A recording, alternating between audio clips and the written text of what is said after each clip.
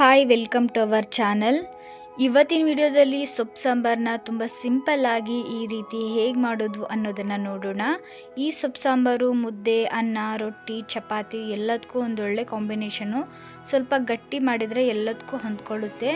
ನಾನಿಲ್ಲಿ ಸ್ವಲ್ಪ ಡಿಫ್ರೆಂಟಾಗಿ 5 ರೀತಿಯ ಸೊಪ್ಪನ್ನು ಯೂಸ್ ಮಾಡಿ ಸೊಪ್ಪು ಸಾಂಬಾರನ್ನು ಮಾಡ್ತಾಯಿದ್ದೀನಿ.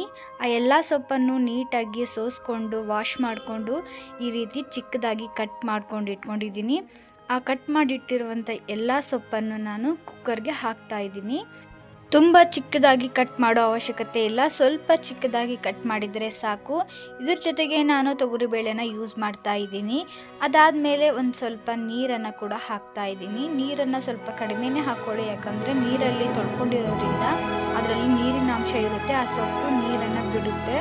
ಹಾಗಾಗಿ ಇಲ್ಲಿ 2 ಮೀಡಿಯಮ್ ಸೈಜ್ ಟೊಮೊಟೊನ ಕಟ್ ಮಾಡಿಟ್ಕೊಂಡಿದ್ದೆ, ಆ ಟೊಮೊಟೊನ ಕೂಡ ಸೇರಿಸ್ಕೊಳ್ತಾ ಇದ್ದೀನಿ. ಜೊತೆಗೆ ರುಚಿಗೆ ತಕ್ಕಷ್ಟು ಉಪ್ಪು, ಸ್ವಲ್ಪ ಅರಿಶಿನ, ಇಷ್ಟನ್ನು ಹಾಕಿ ಚೆನ್ನಾಗಿ ಮಿಕ್ಸ್ ಮಾಡ್ಕೊಳ್ಬೇಕು. ಒಂದ್ಸಲ ಚೆನ್ನಾಗಿ ಮಿಕ್ಸ್ ಮಾಡ್ಕೊಂಡು ಆದಮೇಲೆ ಆ ಕುಕ್ಕರ್ ನಿಟ್ಟನ್ನು ಕ್ಲೋಸ್ ಮಾಡಿ 3 ರಿಂದ 4 ವಿಸಿಲ್ನ ಕೂಗಿಸ್ಕೋಬೇಕು.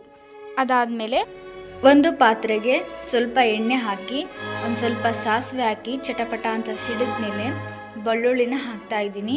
ಈ ಸೊಪ್ಪು ಸಾಂಬಾರಿಗೆ ಸ್ವಲ್ಪ ಬೆಳ್ಳುಳ್ಳಿ ಜಾಸ್ತಿನೇ ಇರಬೇಕು. ಒಂದು ಈರುಳ್ಳಿ, ಅದಕ್ಕೆ ಸ್ವಲ್ಪ ಉಪ್ಪನ್ನು ಹಾಕಿ ಚೆನ್ನಾಗಿ ಫ್ರೈ ಮಾಡ್ಕೊಳ್ಬೇಕು. ಸ್ವಲ್ಪ ಕೆಂಪಗೆ ಲೈಟಾಗಿ ಆಗೋ ಥರ ಸ್ವಲ್ಪ ಜೀರಿಗೆ ಸೇರಿಸ್ತಾ ಇದ್ದೀನಿ. ಇಲ್ಲಿ ನೋಡಿ, ನಾನು ಸೊಪ್ಪನ್ನು ಸ್ವಲ್ಪ ಸ್ಮ್ಯಾಶ್ ಮಾಡ್ಕೊಳ್ತಾ ಇದ್ದೀನಿ. ನಂತರ ಅದನ್ನೆಲ್ಲ ಈ ಪಾತ್ರೆಗೆ ಹಾಕ್ಕೊಳ್ಬೇಕು.